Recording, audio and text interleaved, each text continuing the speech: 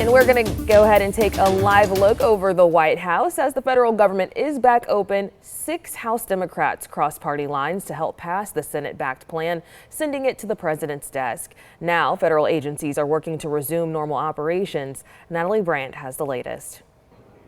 Shutdown-related air travel impacts aren't over quite yet. Airline sources tell CBS News it could take 24 to 48 hours to ramp back up to full service once the FAA lifts its flight reduction at 40 major airports. Still, travelers are breathing a sigh of relief that the weeks-long shutdown is finally over. It's good that they're back to work. Hopefully things get done. With everything going back now, so just seeing how things flush out. So we hope all goes well. More than 670,000 furloughed federal employees are returning to work. 730,000 others worked without pay. The members that I represent, they are ecstatic. They are happy that the government's open. They can now get back to life. They can get back to business. They can make sure that there's food on the table. The tens of millions of Americans who rely on federal food assistance should see their full SNAP benefits soon. A USDA spokesperson told CBS News recipients in most states will get their benefits within 24 hours. That clock started with President Trump's signature on the funding measure late last night, but there's still a fight over Democrats' health care demands, which were not part of the bill.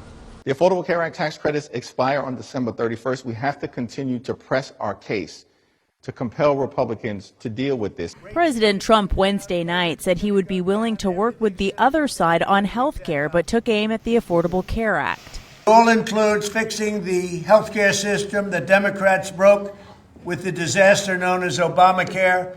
Obamacare was a disaster from day one. The Senate deal to end the shutdown included the promise of a vote on health care in early December. Even though the shutdown is over, the travel troubles aren't over in Atlanta yet. We're taking a live look over Hartsfield-Jackson Atlanta International Airport right now. Things look pretty quiet there, where at least 85 flights have been canceled today. So far, over 40 Endeavor Airlines flights have been canceled, alongside about a dozen Delta flights.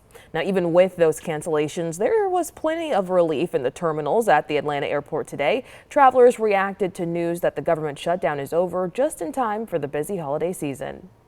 I think people are willing to put up with a little inconvenience, but we don't want to jeopardize the lives of people. And I think the nation was starting to be worried about that.